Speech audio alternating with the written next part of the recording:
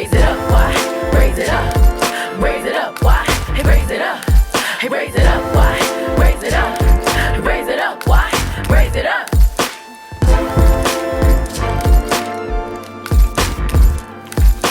North side, raise it up. South side, raise it up. East side, raise it up. West side, raise it up. Raise it up, raise it up, raise it up, raise it up, raise it up. North side, raise it up. South side, raise it up. East side, raise it up. The west side, raise it up. Raise it up, raise it up, raise it up, raise it up, raise it up, raise it up. 3, 2, 1. Hey loves, hey loves, hey loves. My name is Wyann. I also go by Y. And this is another amazing episode of Raise It Up Y, the podcast. We are coming at you the last Thursday in the second to last episode of 2023. This is December, of course, 2023. And an episode we are calling Never Thought That Hip Hop Would Take It This Far. In parentheses, sky's the limit. And I might only put sky's the limit just because that's such a long title. But that's where I feel like I'm at the end of this year that has celebrated hip hop for its entirety of 5 decades. You'll understand why in the Break It Down I decided to create that title from those Biggie lyrics. Never thought that hip hop would take it this far, in parentheses, in parentheses, sky's the limit. Because that's what I feel about hip hop. And I, like I said, get into that in a second. Still gearing up for the 13th of February, where we will be doing our second ever Raise It Up Y podcast, Luv Lounge, which is the live podcast taping here in Los Angeles. Luv Lounge Live LA is what we call it. And as we're gearing up for that, we're going to be pouring into the singles, the love culture, all the supporters of this podcast. We're going to be pouring into our singles. And as a result of pouring into our singles, I've been getting our minds right. That's why the last episode was called Healthy Love. And it's the only episode this year that wasn't directly related to hip hop, because this whole entire year was about hip hop. But once I listened to the supporters of this podcast, and Love Culture decided that they wanted to get together in February 2024, and they were ready for some honest dialogue, conversations about love, relationship, and marriage. Since we decided that, I told the Loves I'm going to need about a 12-week runway. A 12-week runway. We are taping Breaking the Fourth Wall. We are taping on my mom's birthday, December 17th. So happy birthday, Mom. I love you so much. You've got the best of my love. And I know that got was sharp. You'll tell me that. No, my mom would not. I'm actually the stickler for tonality, or rather for pitch. My mom is really good at deferring to me on that, but I love my mother and everything that she stands for. Wanda Hutchinson, as DJ Quick still calls her, but Wanda Vaughn, my mom, is 1/3 of the emotions. For anybody who doesn't know, a lot of people should know that by now. If you have been around here for a long time, because this year has brought us so many new loves, I never want to assume that people know me, my lineage, my story, why we started Raise It Up, why any of those things. But while we're here on the 17th of December, I just want to let my mommy know that she is the reason I exist. Very literally. I came out of her ovaries and things. Fallopian tubes. But my mom is who taught me how to be a businesswoman in this industry. And she's been the most integral piece to how I have professionally sung, carried myself, know how to move in a room full of killers. You understand? My dad is literally everything else about me. I am like my dad's twin, personality-wise. Bodily, though, that's all Wanda. That's all my mama. But no, I just, the emotions is hip-hop royalty in that some of our favorite hip-hop songs sample the emotions. Shouts out to Big Daddy Kane. Ain't No Half Steppin' is my mom and them's Blind Alley from their Stax recording days. Hey boy, blind alley, blind alley. That's my mom singing right there. Shoot, on the hip hop documentaries that was on Netflix, they're showing Biggie freestyling, and he's freestyling over the Blind Alley sample. And as he's getting finished with his rap, you literally hear my mom's voice come in. Hey boy, da, da, da, da, da, da, da. I mean, I was so tripped out when I saw that. I think I group text, and no one likes group text, but I group text like all of my hip hop friends, and I was like, "Are you serious?" Like, so they always let me be the girl in the bunch. I'm appreciative to them for that. However, not only Blind Alley, baby, I like it raw. Hey, baby, I like it raw. Shimmy, shimmy, yeah, shimmy, yeah, shimmy, yeah. Give me the mic so I can. That's Emotions sample. But what if he? What is that one? I need ninth here right now. Verbal Intercourse. Apparently, RZA is a huge Emotions fan, so they get sampled a lot in there. Dre sampled Mom and Them in It's a Doggy Dog World for Snoop Dogg.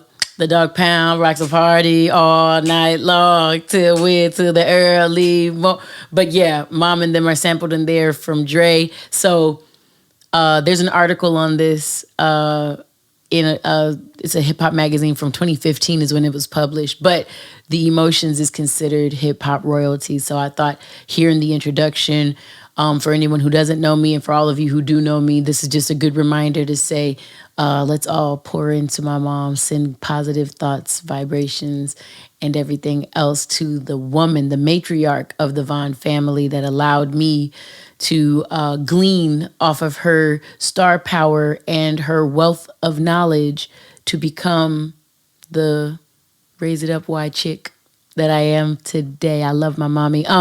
Speaking of Raise It Up Y is where OGs kick game to real ones only. We do this using non-corny positivity in the hip hop culture from the West Coast to the world. When we say raise it up, we are raising up your self-awareness, your vibration, and your capacity for love, which is just knowledge. We are home to Love Culture. Love Culture is a group of amazing, diverse mofos who all listen to this podcast. Number one. Number two, they do good for no good reason, like the back of this shirt says, because this is the new merch. Holler at her.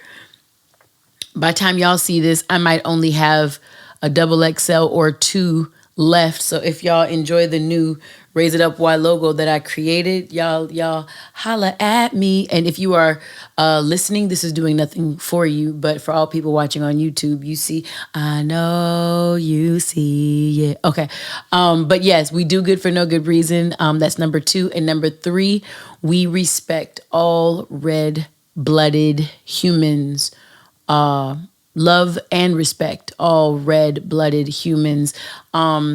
Which means when you're in Love Culture, when you rock with us, you can kind of put down your otherness, whatever you identify with or to that makes you feel seen in mainstream America and the regular world. Sometimes we have to cling to our otherness, our identities and things like that. When you rock with love, you're seen and validated and affirmed and considered valuable intrinsically. So there's no need to put on the otherness. Now it's just about learning how to be and know that you are dope and special even when you're not clinging to the thing that you think makes you you. And we're going to get into what you think makes you you in the Wyann's words of wisdom today. I already told you we'll be doing a break it down. We've done one every episode this year because of the fact that it's been about hip hop. The second thing we do will be a raise 'em up, and that raise 'em up will be our time to talk to the ladies, my Mercedes. Okay, so ladies, again, we focused on the gents last month's episode, helping get their minds right. All Luv Lounges that we conducted on Instagram Live, we were talking very directly to the leadership of gents and men and helping find what looks like leadership and the skills that the ladies might need, of course, assuming heterosexual love. We're assuming that when we see a gentleman who happens to be an adult, that he is on some man shit osmosisly. And what we discover when we have real conversations is if you haven't learned how to be that man, you are a tall boy. Ladies, today we get into you all. If you haven't discovered your womanhood, what it means to be a dedicated adult woman, you're a tall girl. There's no diss in anything that we're talking about. Again, we are non-corny positive. We are not here to be any other thing than uplifting and dope.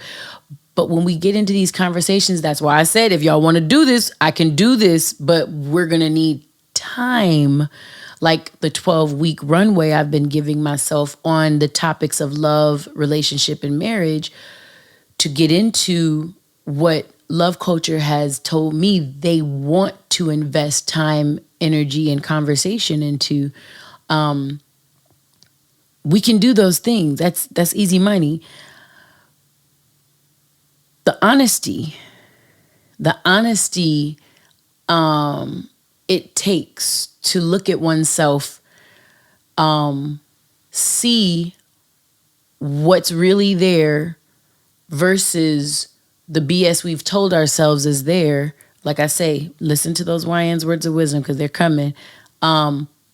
This is just a really, really important time in our existence in love culture. And I almost think next year we're going to focus on the self. We're going to focus on like really looking at that individual and seeing what that looks like and how we can make it practical so you can really, I say focus on the self. And the second I do, motherfuckers stop listening. I'm going to keep it a stack. I'm trying to, we haven't even grounded ourselves and I'm over here talking crazy. So let's get into this episode. Onette's in the building. Susie's in the building. Osmosis Lee. Love you, baby girl. Boomer and Dave. Love always. And let's get into this. Every episode, if you don't know me already, we start with grounding. I'm a trained therapist, non-traditionally practicing. Grounding is separating the space you were in prior to encountering our energy, our conversation, my voice. And being present, making sure that you're not only here listening in the physical, but that you brought your attention, that you brought your presence, that you brought your awareness with you. All right. I invite you to close your eyes. Not if you're driving, though. But take a moment to be here with me. Listen to my voice. Feel your feet. And to make sure that you're giving yourself the time, the space, and the presence that you think you are, wiggle your toes. Bring your awareness up through your body and touch your nose. And you're just doing those silly things to recognize that you're here. Breathe the breath in. Blow that breath out. Do that again. In through your nose. And out through your mouth. Take a moment. Own this. This is a miracle we call life. that you are breathing and winning just by living this life, just by spending this time with my voice right now. You invest in your betterment. I'd like you to sit with that and feel proud. Let's go up. Break it down. Break it down. Break it down. Again, break it down is where we uncover the genius in hip hop that is already existing there. We are uncovering the genius in hip hop that is already existing there. All right. So what I need y'all to know is I felt very proud this entire year to belong to a culture and a community of hip hop rappers, break dancers, b-boys, b-girls, graffiti artists, and MCs. And excuse me, DJs, hello. Rappers, MCs, same thing. MC, if anyone is new to hip hop, it stands for Master of Ceremony. Back in the day, the DJ was the front runner, where maybe today the rapper or the MC is more of a prominent figure. And when DJs would go out and party and they would, do they spins and stuff like that, they would bring with them an MC, a master of ceremony, or what ends up becoming a rapper, so that they could keep the party going. Ninth Wonder goes out and DJs, and his master of ceremony is 1/8 of the Soul Council along with him. His name is E. Jones. E. Jones will go out, keep the party going, talk to people, make sure folks is feeling right, rap some of the lyrics, kind of keep the vibe happening. That's a very recent example, going far back to the first rap music Grammy Award winner, Will Smith, and DJ Jazzy Jeff. DJ Jazzy Jeff was an introverted individual that would spin records and do things like that. And Will Smith would be the one that would be kind of like talking and cracking jokes and making the party feel like a vibe, because people would connect to the person, Will Smith, while they were jamming and dancing to the sounds of DJ Jazzy Jeff. So it's a tag team, a fun little tag team. These are all of the elements of hip hop. And the fifth element of hip hop that's kind of like more understood than delineated in historians' accounts of hip hop culture is education. That's where the KRS-One edutainment comes in. That's where the Ninth Wonders, who teach at not only Harvard and Duke University, but also North Carolina Central, where Little Brother started. And he teaches at another one right now too, another HBCU, historically Black college and university. He teaches at another, I just can't think of what it is right now. Doggone it. It'll come to me. I'm not going to call him. It's too late. But and edutainers like KRS-One, like Ninth Wonder, like Wyann Vaughn. I am a hip hop culture. I don't know that I'm a hip hop historian. I give historian to Questlove. I give historian to Ninth Wonder. Those individuals, goodness, the Human Almanac, as Dr. Dre calls him, DJ Premier, who I love, I call them the hip hop historians, because they really not only created the history and lived the history, they know it to be able to tell it to you. I'm not as confident in my clear ability to just know dates, times, locations, certain pivotal albums even. I don't believe that's me, but I am a hip hop educator. In today's society, the way I disseminate information is 100% derived from the identity I've attained within the culture of hip hop. So I felt really proud this year. This entire year has felt like one big ass birthday for me personal. Very recently, one of the Loves shared with me a post by one of the upper statesmen in hip hop, who posted another upper statesman, one of the originators of this culture, And both pioneers were talking about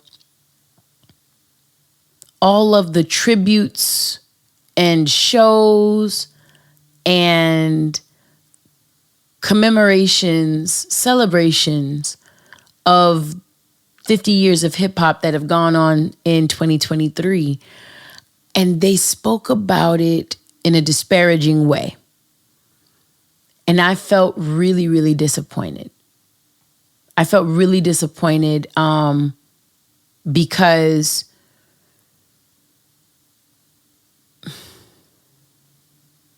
no one hates like home. No one hates like home. And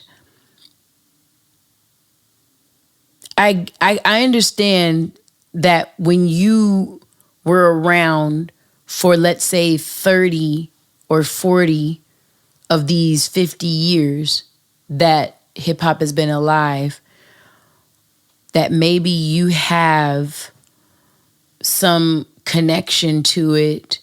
I mean, I'm talking about in your formative years. So you were living this hip hop culture. I get it. You know what I'm saying? I was born technically 9 years after hip hop started on Sedgwick, right? 1520 Sedgwick. But let me see how I want to word this. I have a challenge with individuals that publicly shit on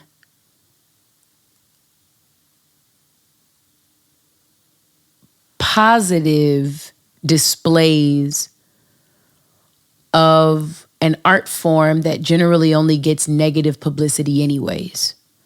I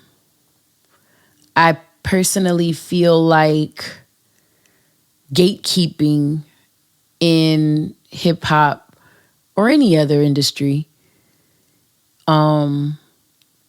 is one of those I would call it corny, but that's like dismissive. I could be more inventive with my words. It's like this is more challenging for me than I thought it would be. It's dismissive. It's dismissive. Gatekeeping is dismissive of any new thoughts, any new looks, any fresh ideas that don't completely remind older mindsets of the types of characteristics in this industry that they know they brought. It's even egoic, because to an extent it says hip hop only is what I recognize it to be. And that's blah for me, because that means it could never grow bigger than you. And every artist knows that when you create your art, once you give it out to the people, it's no longer yours. However, the folks who absorb it, enjoy it, will have a bigger impact on the legacy of the music than you ever intended for it to be. Going back to the lecture at hand, these two upper statesmen spoke quite negatively on a recent celebration of hip hop. And what's really wild is this particular recent celebration of hip hop included a lot of my homies. So maybe I felt, I don't know, disrespected in like a ricocheted way. You know what I'm saying? There's a bigger talk here about West Coast placements in the talk and in the conversation of hip hop culture and in the hip hop community that I don't feel like getting into. However, I think that could also be a reason why I feel or felt when I saw the upper statesmen speaking negatively on a show that so well highlighted a bunch of my friends. It was just disappointing. That's a long story short. But I created a post on the Raise It Up Y account. And what I talked about on there was the fact that I love hip hop. And not a little bit. I love hip hop from its head to its feet. From reality rap, which is what West Coast rappers originally called their art, to the South having something to say. That's a reference from the 95 Source Awards, Andre 3000, when Outkast won. And it was one of the first times that the South got its real space in this rap game officially. And not the first time by any stretch, because Scarface and the Ghetto Boys and all of them, they were real fixtures before Outkast. But what I'm saying is, from reality rap to the South having something to say, from girls being players to Coily Ray, daughter of who used to run the Source, Benzino, to throwing asteroids when people throw rocks, which is the newest single from Rhapsody and Hit Boy. I say I focus on what I want to see more of in hip hop culture, also in life. And if you ain't on that type of time, then you ain't my type of vibe, and that's cool too. I said this won't stay up long, and what I meant by that is I was literally going to keep this up so long as I had to do this episode. I told you girls that too. This won't stay up long, but it was on my heart after a love shared with me a piece of content. I appreciate us, hip hop culture, us, and where we are going. And I don't too much care for distraction, so let me refocus. Thank you to every entity that celebrated hip hop this year. I think of LL. I think of Rock the Bells. I think of Nas. I think of Mass Appeal. I think of Hip Hop 50. I think of a bunch of people, the Questloves, who reach out and try to use their friendships and leverages to make sure that as many people as they can are included in these types of spaces for celebration. Thank you to every entity that celebrated hip hop this year, every artist that lended their energies and leverages to any public shows that celebrated us this year, to all the folks doing the work for hip hop in the streets and in classrooms that go widely unnoticed. Thank you too. I'm thinking of the professors that wrote the book on Dilla Time. I can't remember that gentleman's name, but man, he's an amazing writer. I have that book. Also, Tyler Bunzy is a professor that allowed me to come and speak to his class this year. And he teaches at North Carolina, in North Carolina, a course all about Rhapsody's Eve album. He created it for Black girls. He is a white man that created a course for Black girls to see themselves in a rap piece of, not content, piece of it's not a relic, it's, what's the word? Artifact.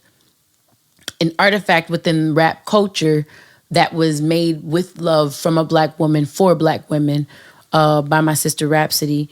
And I don't think that Tyler Bunzy is gonna run around and you know, be seen on a hip hop 50 celebration somewhere, but every semester that he teaches a class about Rhapsody's second album is going to be pushed. Like, that's insane and that's beautiful. I do that same type of work, but this is not about me. I want to really big up the 1500 Sound Academy and Rance 1500 and his dad and James Fauntleroy and all of the folks that we work with all of these young, not just young, but talented people from doggone, who was that? There was a basketball player. I can't think of him. We used to have him on the Lakers, and he went to some other teams. I think he's out east now. Tall, light-skinned dude. Dang. Ginobili. What the hell am I saying? But this gentleman I'm thinking of, he was one of our first students. in the academy, as well as Bosch. Chris Bosch was one of our students there. Sinbad, the comedian, and his daughter were some of our students over there. And then we have amazing Maya Batras and that Jones Boy 88, Isaiah Jones. We have so many variety of students, and we're doing this work in real time. And everybody is not a Grammy Award winning person, but everybody that comes through there is of the ilk and the family tree of hip hop, which helped me name this episode, because we never thought that hip hop would take it this far. To Weathermen that spit lyrics of Phife Dawg from A Tribe Called Quest when he passes away, to folks still continuing Nip's marathon, to dance evolutions from b-boy origins and hair care brands that educate new generations about classics. It's all us, hip hop. It's all Black music. And it's all love, appreciation, and thanks. It was really important for me to write that. One, because after this episode is taped, I'm going to take that down. So at least this is a way that all of you will have known it was there. But then also, just because I want anyone listening to know this about gatekeepers. We talk here in Raise It Up Wise culture and in love culture. We talk about OGs.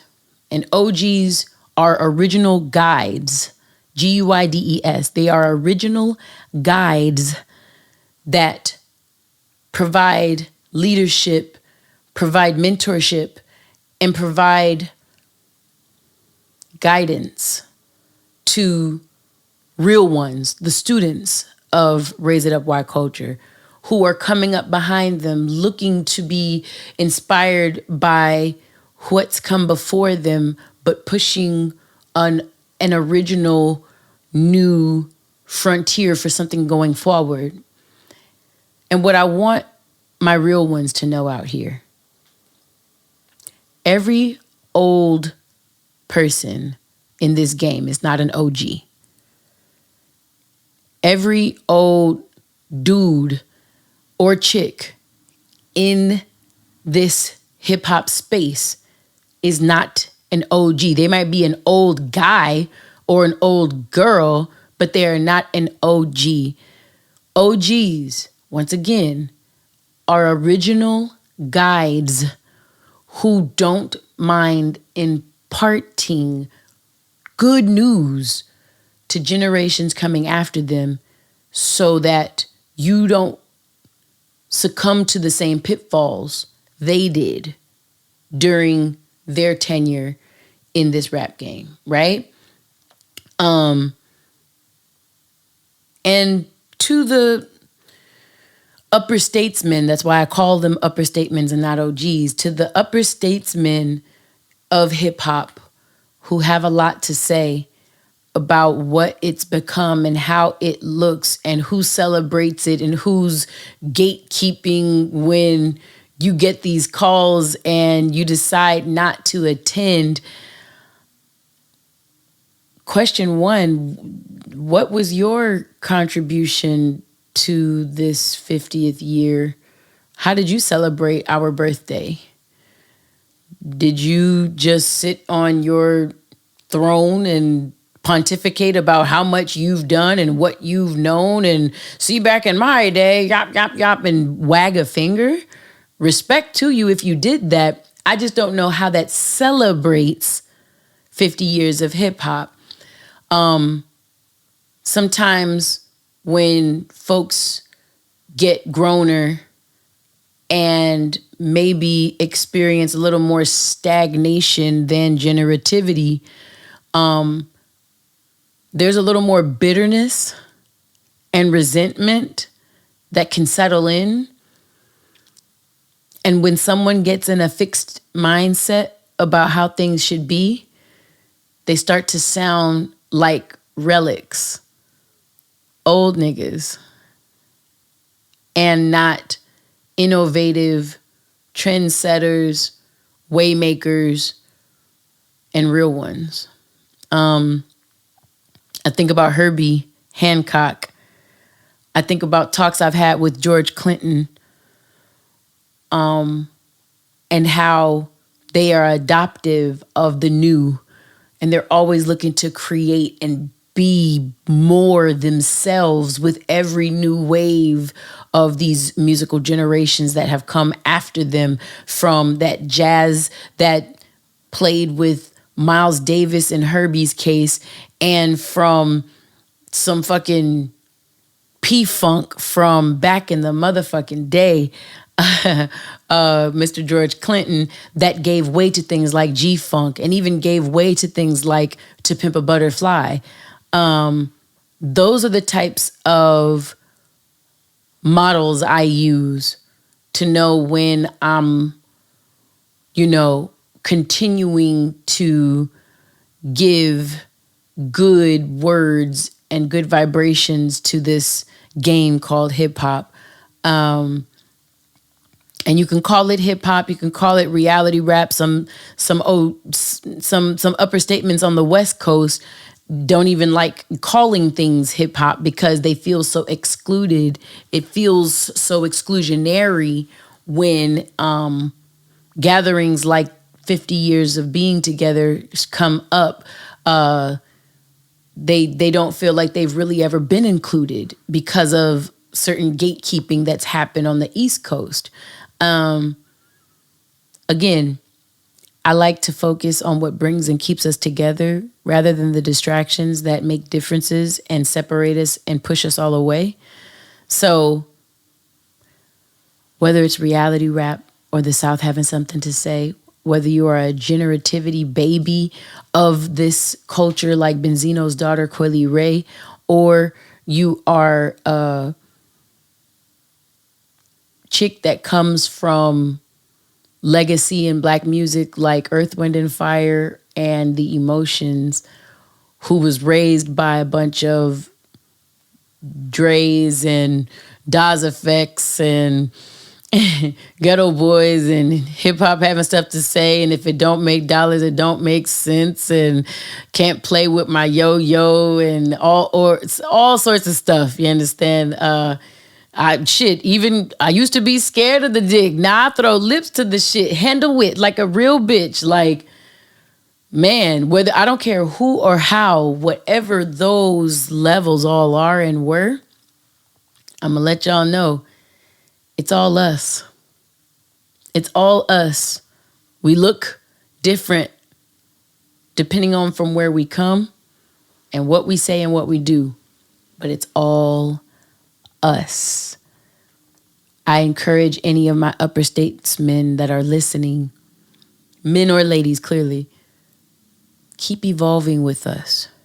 And if you do happen to get off of this evolution freeway somewhere, enjoy your stop. Wherever you got off, enjoy that stop.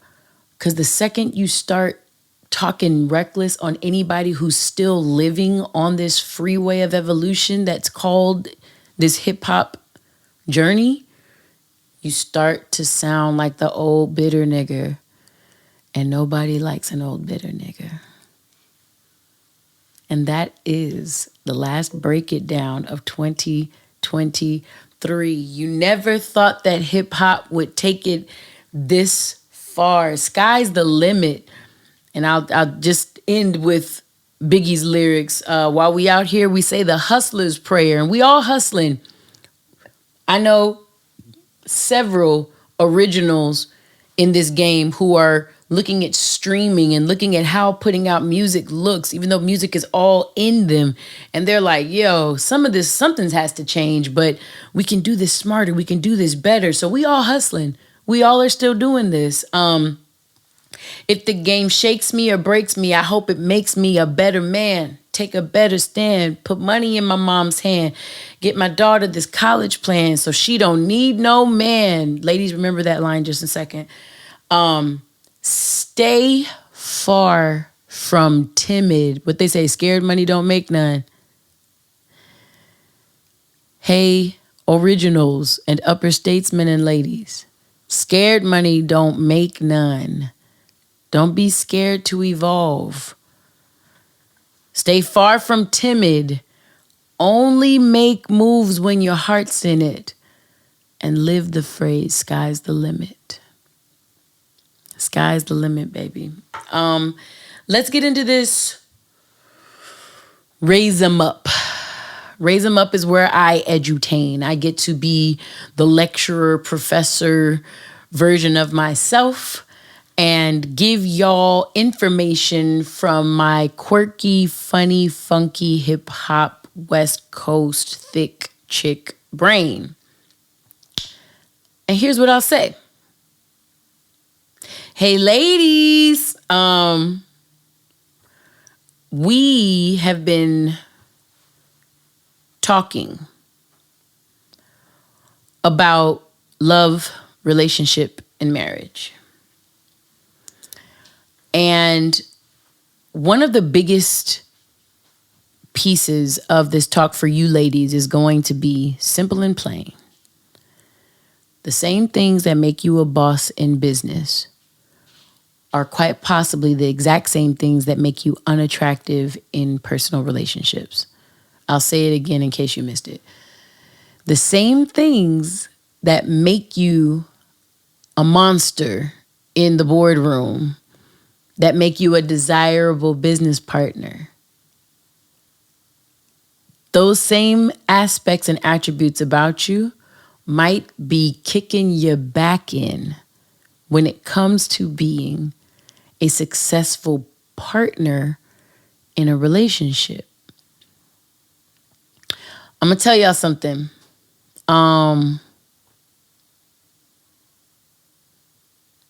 know of a friend who was looking to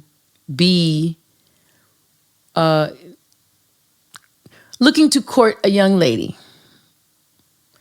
And the young lady happens to be a boss. She is the leader of her workspace.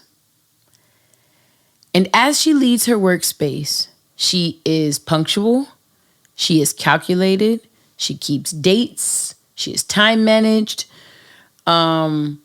she is the direct communicator, she says shit with her chest, she lobbies for the things that she and folks in her team need.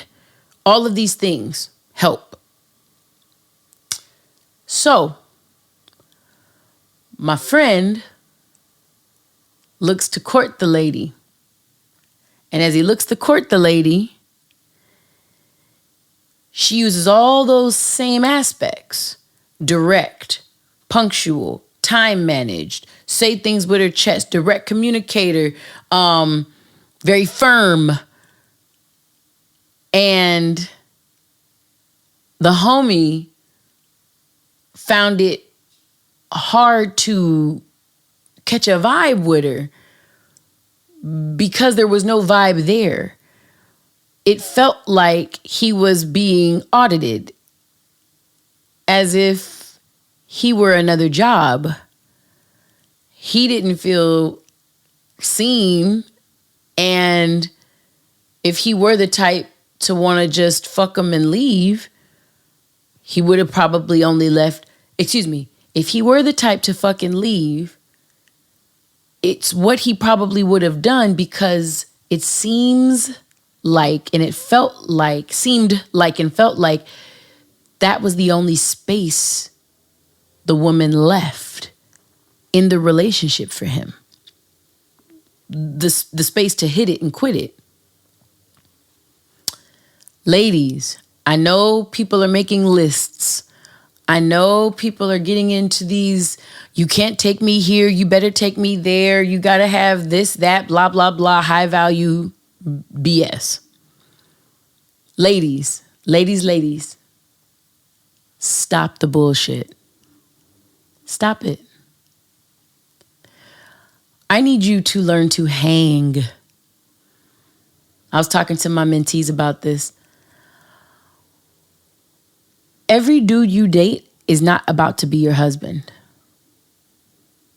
He's not. You will go on more dates, prayerfully for you, more times than you will be married. Right? By that virtue, you're going to peruse the field way more than you are going to cop. Bring the guy home. Decide that you want him. When you're playing the field, and I'm not talking about playing the field like being a player. When you're perusing, when you're looking to see who's a good dude out here, who's worth my time, I need you to keep a few things in mind. One, look before you leap.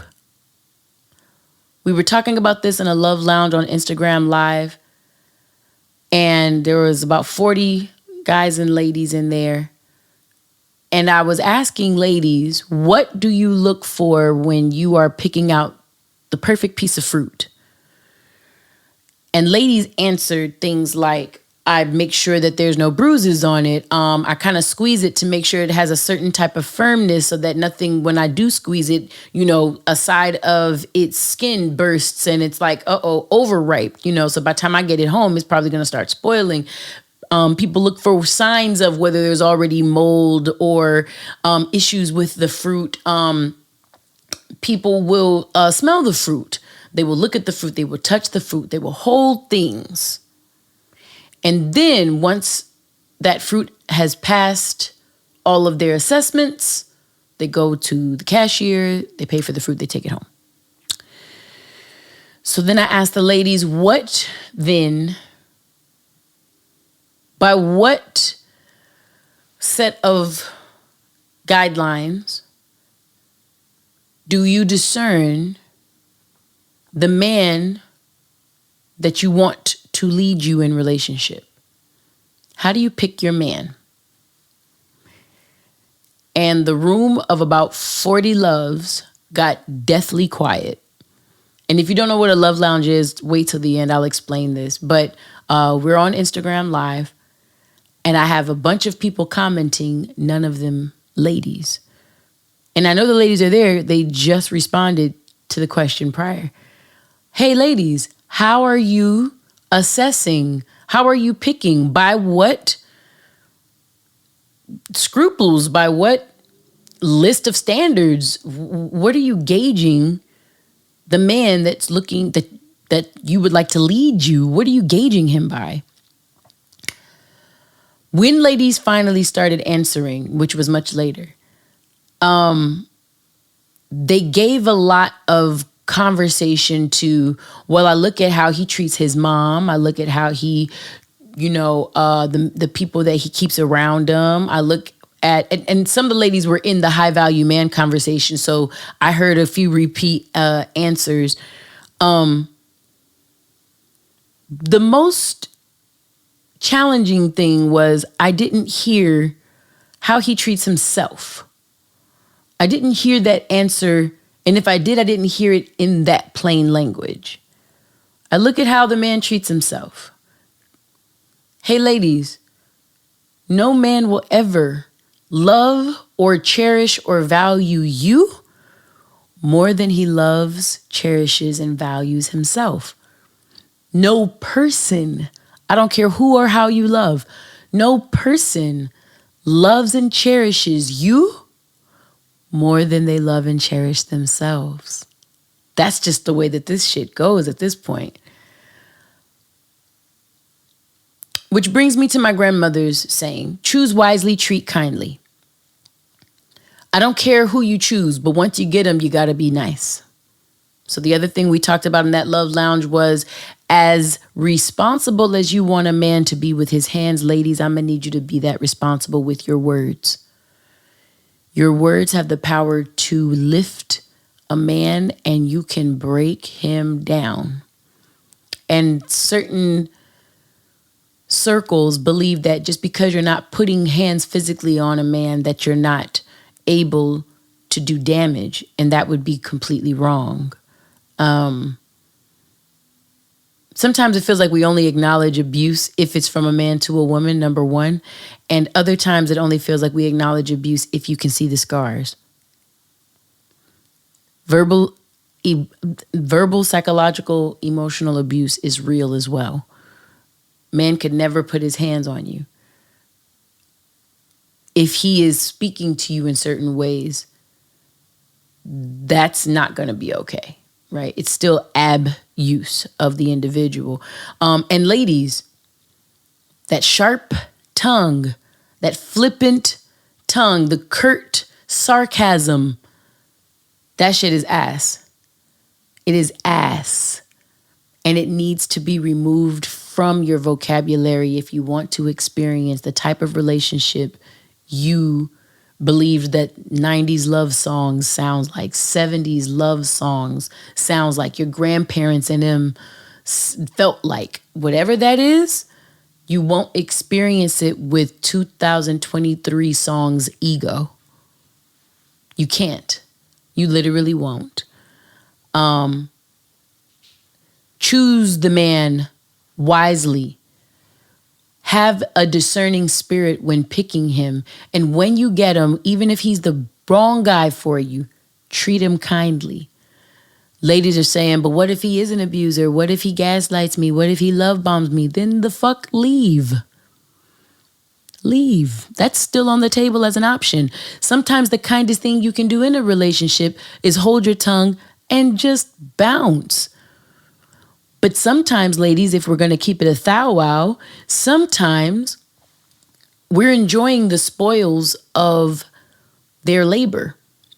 We're enjoying their handiwork around the house, their handiwork in the bedroom. We're enjoying their money. We're enjoying aspects of them, but not them. That's not a positive circumstance, women. I'm going to need us to be accountable. If you're going to do this love, relationship, and marriage thing the successful way, right? Accountability for us looks like if something isn't working, stop forcing it to work. If you feel something off, it's not his job to read your mind. It's your job, big girl, to use your words, use your voice. The crazy thing is you would do it at your job, but you want him to read your mind when you're home? That's never going to work. It just won't. Choose wisely. Treat kindly. Hold yourself to a standard. Ladies, how do you get the man of your dreams? Become everything you're looking for. If you need his money, you're not in a position to start relationship. You need to learn to love on yourself a little bit more. Get yourself to the position where you can stand on your own 2 feet without any man's help. And then the law of the universe, natural physics, will attract the dude appropriate to your level. Anything you want in this life, become it first. Start clapping it up. Go out and celebrate the job that you're already going to get.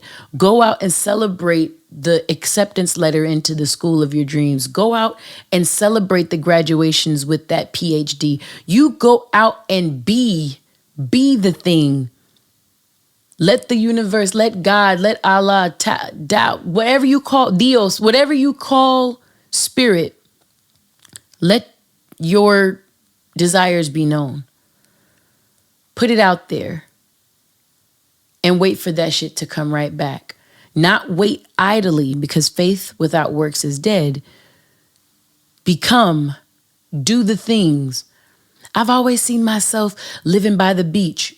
Start taking strolls. Get your ass out there. Be in that, smell that beautiful salt water filled space. Capture some sunsets, of course, on the west. Capture some sunsets. Be in the capacity of the beach. Do your work at the beach cafes. Make sure you take a lunch at the beach.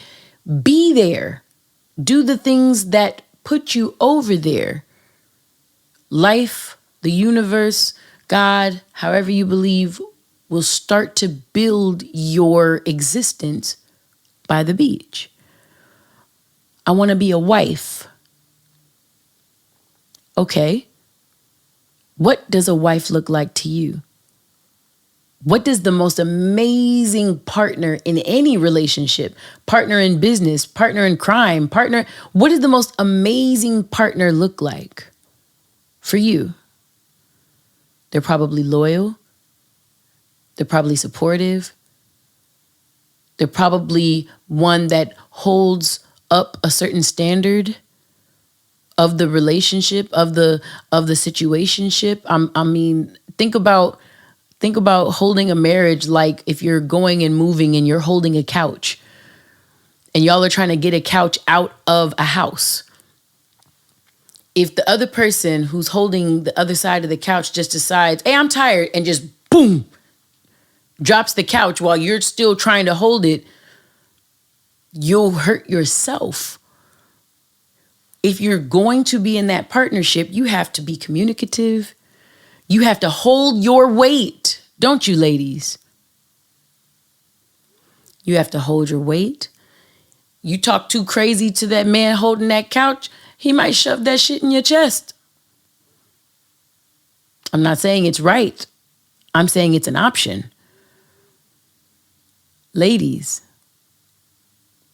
I need you to be accountable. I need you to hold your end of the bargain, of the couch, of the weight. I need you to hold yourself up. Be good to yourself the way that you want your man to be good to you. Shit, the way you should want your man to be good to himself, off the strength. Hey, ladies, stop loving aspects of a man more than a man. Y'all trip out when a nigga want to fuck on you all day. You trip out when he wants to only have sex with you because he values your vagina more than you. He values the fact that you'll be a good mother to his sperm, his kids, his generations, his legacy. He values that about you. He does not value you because he wouldn't marry that mouth. He wouldn't marry your non-cooking. He wouldn't marry your problematicness, your dramatic. He wouldn't marry. Why would he marry what you're bringing to the table if he doesn't look to see you fully as your own person? A couple things here. Choose wisely, treat kindly, even if it's the wrong man. And if he doesn't treat you kindly back, the kind thing you do is leave. But you leave because you have your own end of the bargain held up. We're talking about choosing wisely and treating kindly because the same things that you end up doing in business, because we're bred at this point to be business women. We are bred to, I was saying, make sure you're listening to that one part in The Sky's the Limit, the Hustler's Prayer, where Biggie is saying, get my daughter this college plan so she don't need no man. I love that you don't need no man, and you can probably kill all your own spiders. You could probably, if an intruder came into your house, you could go get your own registered firearm and protect yourself if you needed to. You could probably go through the death of one of your parents all by yourself because life sometimes makes it to where you have to do those things. But baby, the weight of this life is like the weight of a 30-foot couch, a 30-foot sofa. It is heavy. I'm not saying you can't do it alone, but why the fuck would you choose to? Oh, Ned, did I tell you what my OBGYN, the white man, the doctor said? When he said, you don't get points for doing it in pain?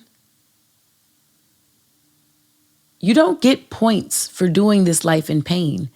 No one comes out with the scoreboard and a party for you. If you have the option to be easy and live softly, choose it. It shouldn't be rocket science. A lot of Black women will talk about how they're ethnically diverse counterparts, Asian women, white women, Latinas. We talk about how they have the option to live a soft life. Black women, you've been had the same option. I know history and different conditioning has told us that we couldn't. I get that. But the difference between ignorance and stupidity is whether education is present. So now that you all have heard this, you can no longer feign ignorance. You know now, you don't get points for doing this life in pain and in suffering. None of you do. None of us do. Deciding to want help and be with someone who is kind and good and gentle and all of the other 9 fruits of the Spirit, to us, we deserve that. You deserve that.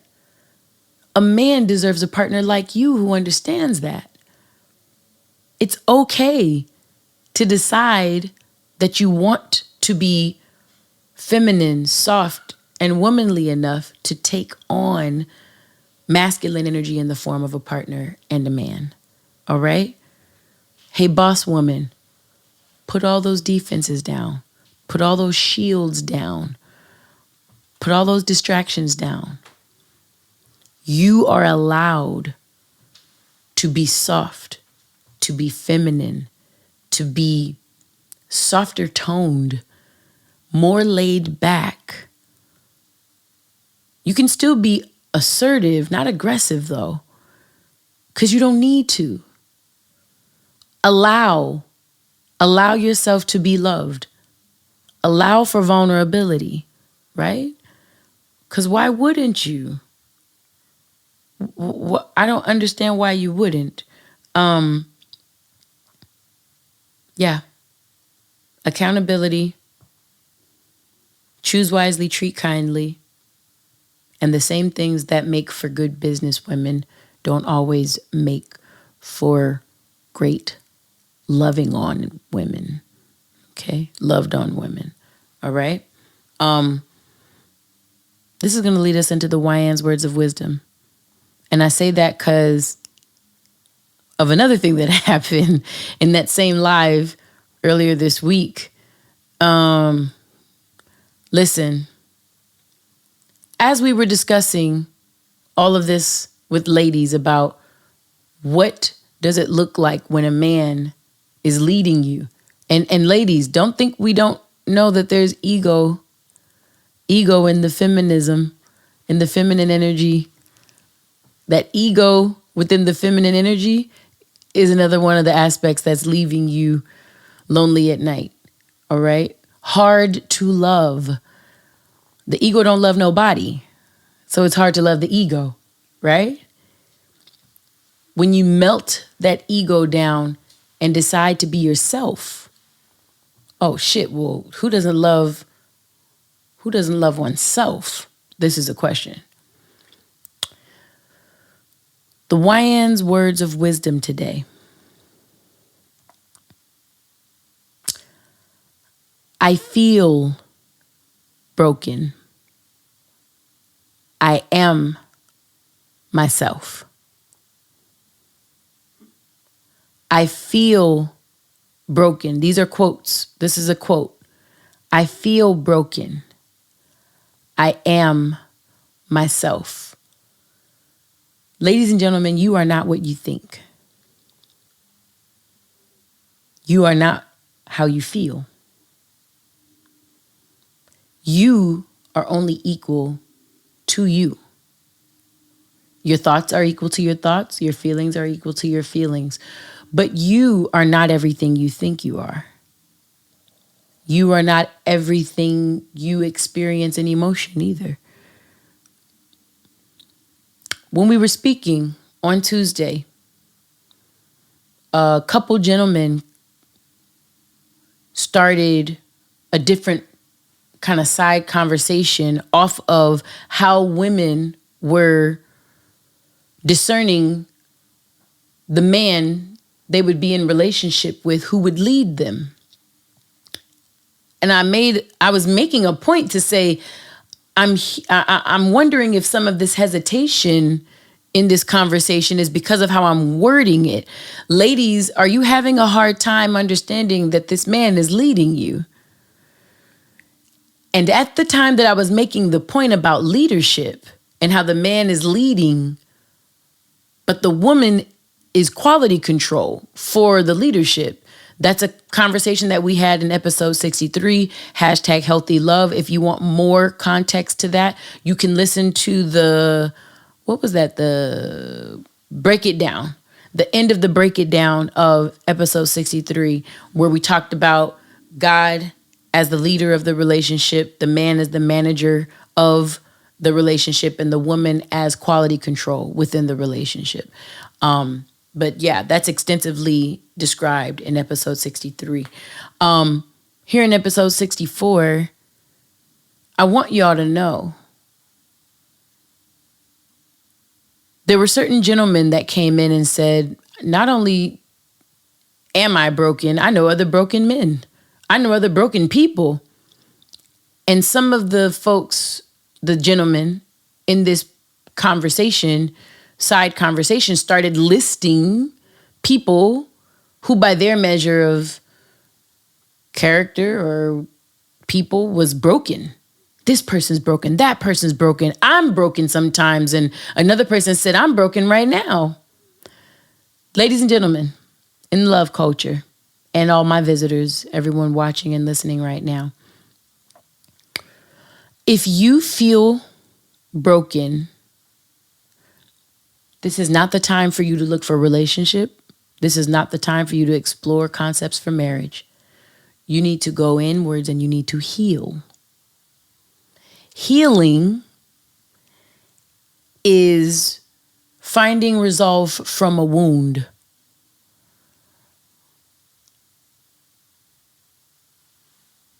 When someone describes themselves as broken, things that are broke need to be fixed. Brokenness means that something has been shattered into pieces and is separated within itself. And I thought long and hard about this. And even when I had to diagnose people, even when I worked with young people in group homes at the highest level before they would either age out of the system, become homeless, or go to jail or go to a mental health care facility as a dependent adult, even when we talked about young people dealing with what looked like schizophrenia, what looked like psychotic breaks, even in those cases, you don't describe that person as broken. It's a break of the psyche. In some cases, there's a break in a personality. Some people can have a heart break. You can break a bone, clearly. You can break a leg. That's a funny right there. You can break certain aspects, but the whole of yourself will always be whole. You are only likened unto yourself. This is a part of doing what we call in the therapeutic world, the work. I'm a trained therapist. I'm a non-traditionally practicing one. So the only way I feel comfortable sharing this information with you is through a psychoeducational kind of a lecture style. To actually engage in the work, you have to enroll yourself in either a psychological course somewhere, put yourself in a group therapy or a one-on-one with maybe your local healthcare provider, or they do, some people do have private practices. You could pay out of pocket. The reality is there were men in the conversation. There were men, grown men in a conversation describing themselves as broken. I am broken. I equal brokenness. Assuming even that could be true. I looked at the ladies in that room and I wondered how many of the ladies are dating men or have dated men who would use these terms to describe themselves. I bring that up because, ladies, if any man can fix his mouth to describe himself as broken, and you're in the dating phase, this is not someone you've been with for 4 years, 20 years, 16 years, and they're having challenges that you all have never seen together. I'm talking about you are in the discerning process. You're at the store looking at the fruit, deciding if you're going to take it to the cashier. You are in the dating phase, looking at the man, deciding if he will be the one to lead you in relationship. If a man fixes his mouth to say that he is broken, equal sign, this is not the man ready for relationship. He might not be ready for love in general, but that would take more assessment on my part that I just don't feel like it. I'm a therapist, not his therapist. Hello. But I need you to know, if you want hashtag healthy love, the man that you look to lead you needs to be able to separate himself from his emotions and from his thoughts. Everybody hasn't undergone therapy, so I don't believe that everybody will be able to engage in that higher form of self-knowledge. Another reason why I don't believe people can describe themselves as broken is because most people don't know who the fuck they are. You don't know what you don't know your head from your asshole. You know what I'm saying? You don't know yourself from your thoughts. You don't know yourself from your beliefs. You don't know yourself from your emotions. Most people don't know more than about 6 or 7 emotions, period. Feelings, rather. They don't know more than about 6 to 7 feeling words. So when you talk to certain gentlemen, ladies, and you ask things like, well, how are you feeling today? If you notice over some time that they really only give good, glad, sad, mad, horny, hungry, sleepy, angry, very physiological type feelings, or very, what I call the 7-year-old, the second grade feelings, the ones that rhyme, glad, sad, mad, then there's a problem. There's a lack of self-awareness there. That's not a real problem in the large grand scheme of things. But if you're looking for a gentleman to lead your level of life and love and the type of lady you are, if you are looking for that type of lead, you might need a gentleman who's experienced, embarrassment. When's the last time you experienced something like forgiveness? Forgiveness means that somebody has crossed you and you've learned to love again with the same individual. And not forgiveness with that little bit of, shit, ego on it. What's your experience with forgiveness? What's your experience with feeling jealous, feeling vulnerable, feeling shame and ashamed, feeling guilt? Because you can feel these things. It doesn't mean that you are those things. The same way you can feel victorious, it doesn't mean that you're going to win every battle you encounter from today to the rest of your life. Because you aren't victory. You can feel victorious. Some people, if they're religious, will say, well, I have Jesus and that is the victory. Yeah. You have Jesus as the victory. You are yourself, and you can only tap into the alignment of that victory as much as you're aware of yourself in every moment. If you're vibrating on the level of jealousy, you're not up there with victory. And your Jesus, if this is a religious person speaking, your Jesus is kind of where he at. He don't really move.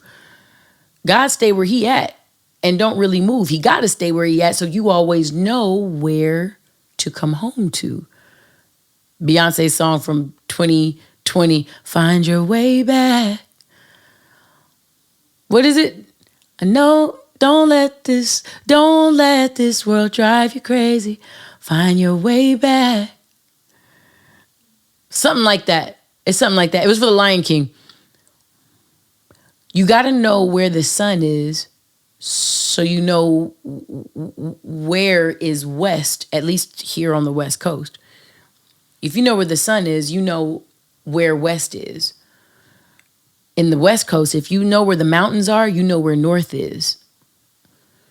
And if you know west and north, by default, they're opposites. You can tell where east and south are. But the mountains never move from the north. They can't. They have to be there. It's what helps us know where we are.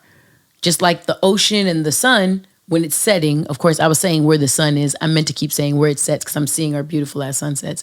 When it sets, it's on the west.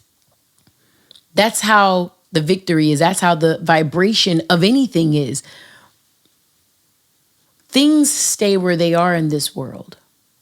Emotions, certain vibrations, a bass vibration and the vibration of a harp, highest note, aren't and will never be the same. They can't be. Because if they congealed, then what the fuck was all the space in between? It's nothing. The sky, I'm thinking about I just want to go see a sunset. The sky's blue and the ocean's blue, right? When we're looking out at the beach. Just because they're both blue, we've never mistaken the sun, or rather the sky, for the water. Right. They can both be blue, but one is one, the other is the other. There are certain aspects that seem similar. Seem is the thought process. Feel is the emotion process. There are certain things that think like they are the same or feel like they are the same. But blue sky is blue sky and blue water is blue water. Just because they look similar doesn't mean that they equal one another.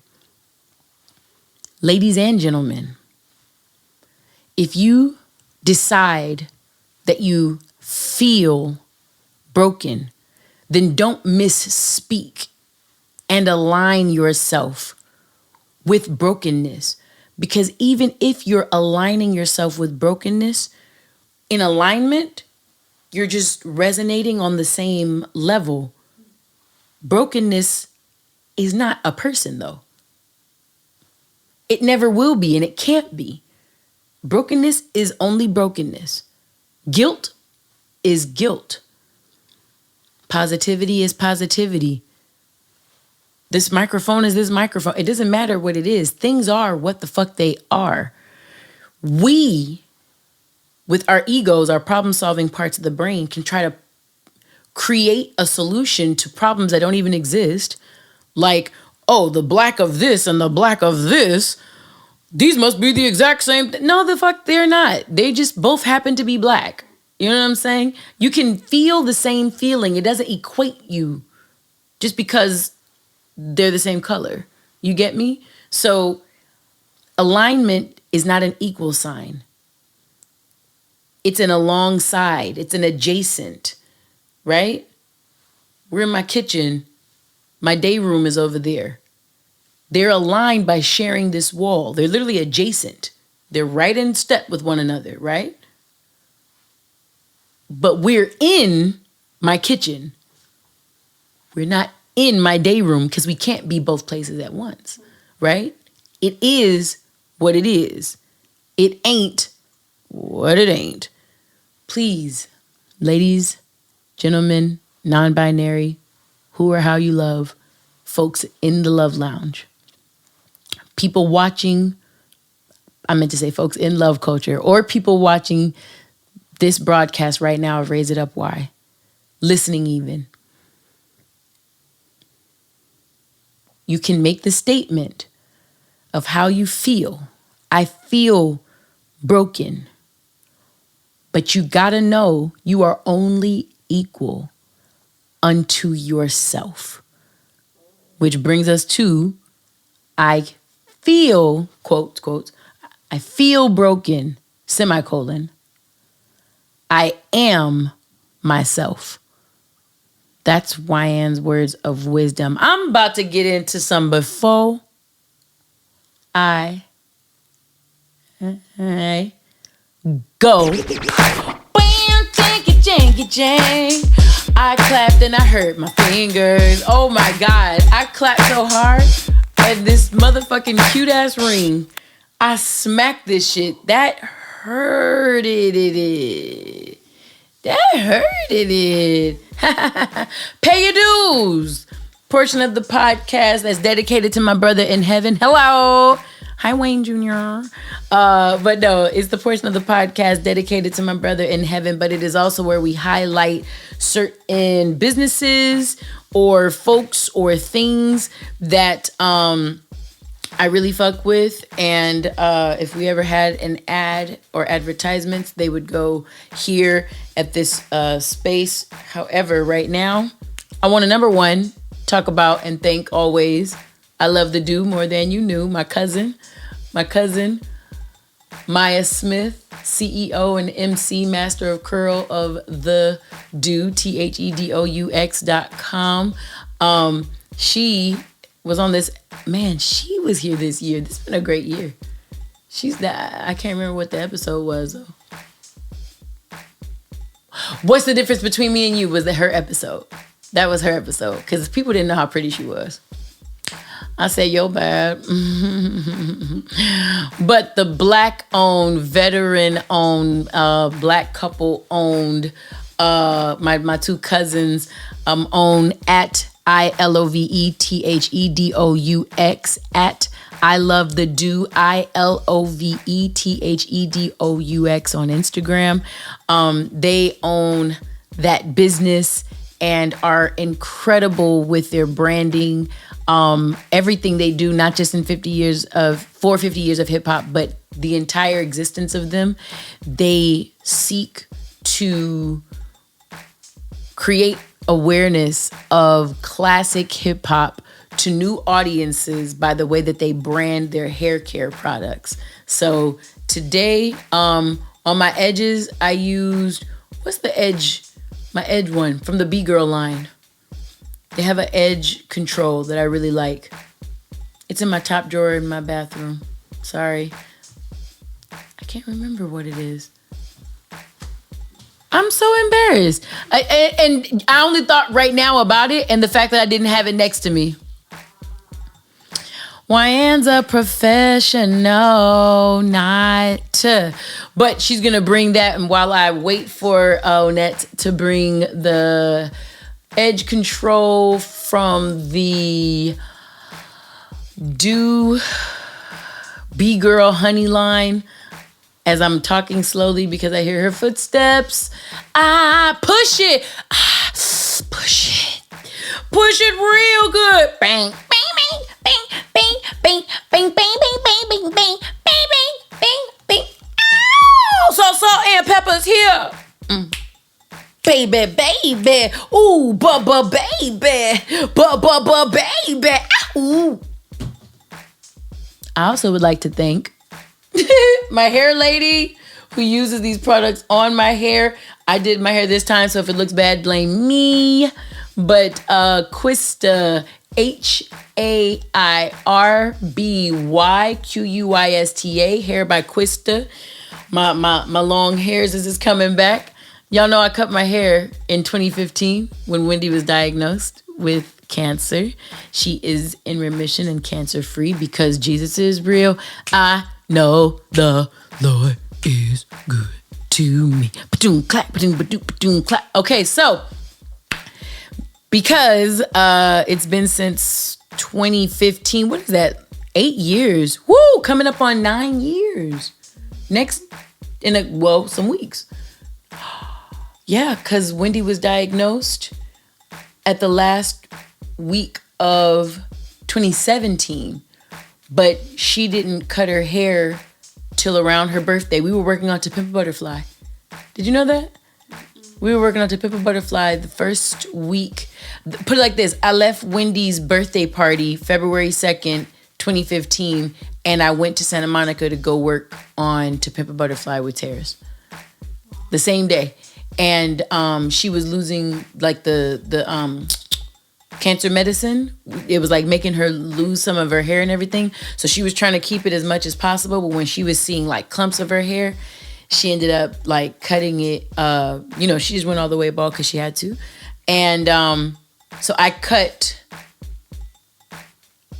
almost a foot of my hair. My hair was like down here. So I cut like 10 inches or something like that off of my hair. So this is my hair growing back from then. And it was, in my head, I'm like, oh my God, my hair is so short. And in my head, I'm like, yeah, and Wendy has no hair, Wyann. Like, man, you better be thankful for your problems. Be thankful for your problems, because you don't want to see what everybody else dealing with. You wouldn't want to trade places with a whole lot of people in this life. Be thankful. Be thankful. Be appreciative. Upper statesmen in hip hop. Okay. Speaking of upper statesmen in hip hop, gone with the spoon. These aren't upper statesmen. These aren't upper statesmen in hip hop only. These are OGs of hip hop. These are original guides. These are two individuals, one half of Mount Westmore, who will kick game to people in this hip hop industry who's coming up behind them. Snoop Dogg and E40 have a book called The Goon with the Spoon. Snoop Dogg presents this, and from the Bay to LA, Cali's dynamic duo. From the Bay to LA, Cali's dynamic duo is here to show you how to get a cooking. How to get your cooking like a real boss. I thought I was gonna read that way sexier. I didn't. Don't worry about it. Don't worry. Is it in the frame? Yeah. Okay. Yeah. Nope. I didn't do that right. By Snoop Dogg and Earl E40 Stevens. I love this. I had to keep it in the plastic because this is going to be my dad's Christmas gift, but he doesn't watch the podcast, so happy Christmas, Dad. Okay. So yes, E40 at E40 on Instagram, and of course at Snoop Dogg, spelled exactly how you fucking think at Snoop Dogg should be spelled. Like, Snoop Dogg is the widest and biggest rap brand in the world. The most recognizable and strongest brand recognizability in the entire world is Snoop Dogg. So a Wikipedia, fix the verses between Snoop and DMX, rest in heaven. Snoopy won that. I'm not gonna lie, when DMX played I'm Slipping, I'm Falling, I Can't Get, that was like 6 points for me. So I see how you made the mistake versus Wikipedia.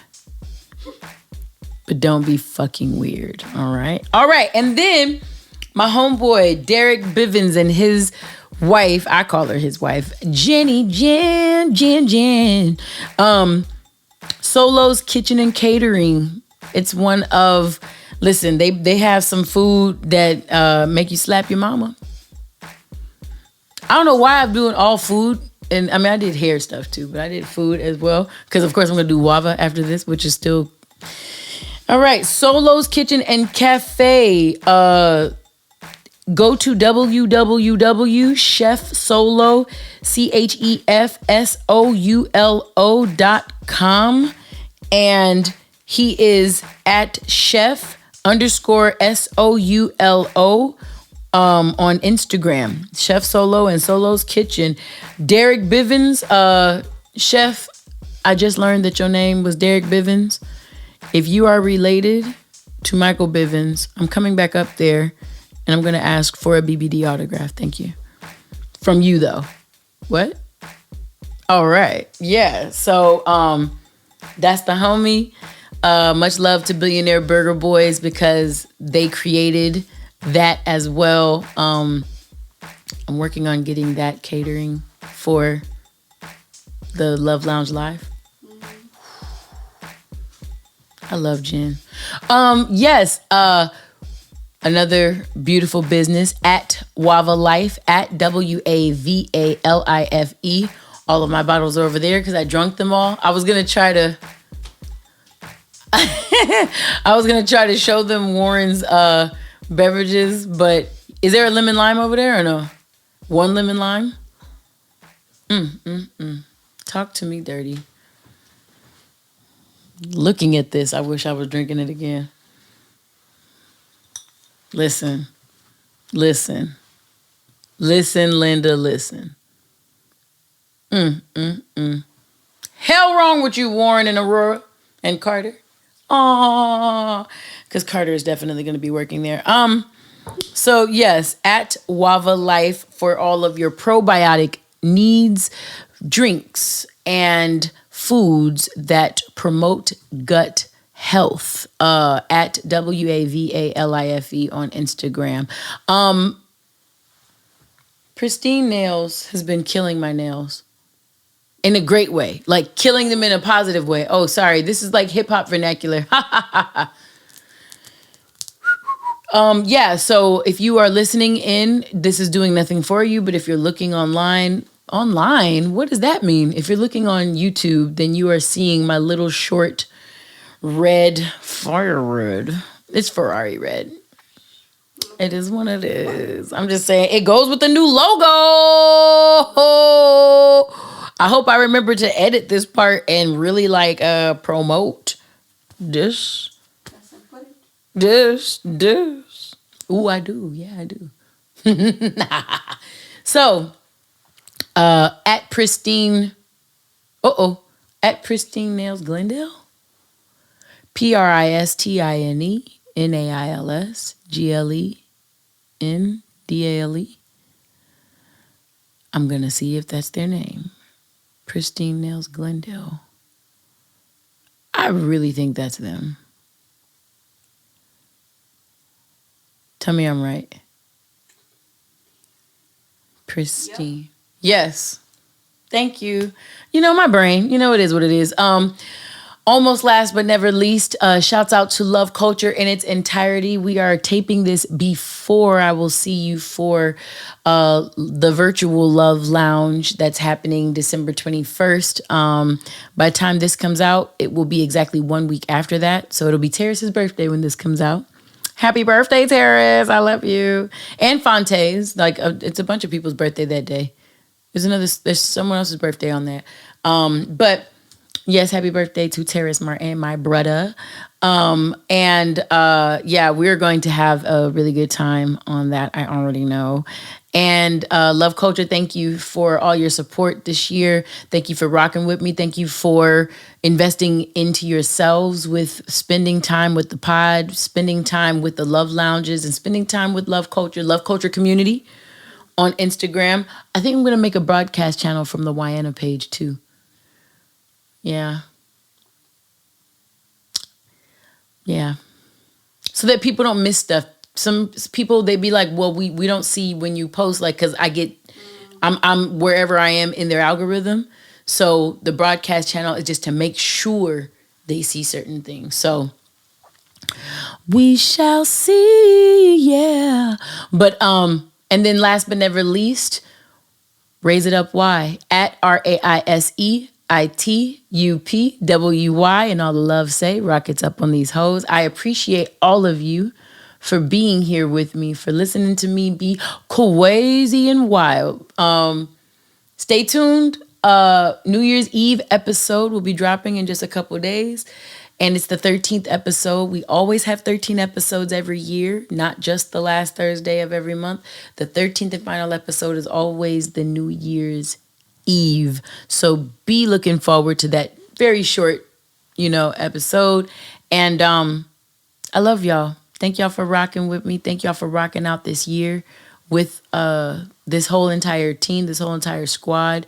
TJ Wilkins, I love you. My niece and nephew, I love you. Whitney and Warren and your families that you've created. I love all of y'all crazy Negroes. Okay? Y'all, I love you.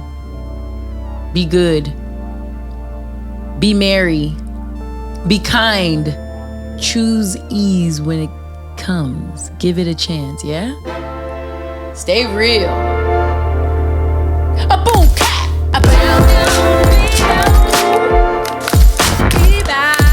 Raise it up, why? Raise it up. Raise it up, why? Raise it up. Hey, raise it up, why? Raise it up. Raise it up, why? Hey, raise it up. Hey, raise it up, why?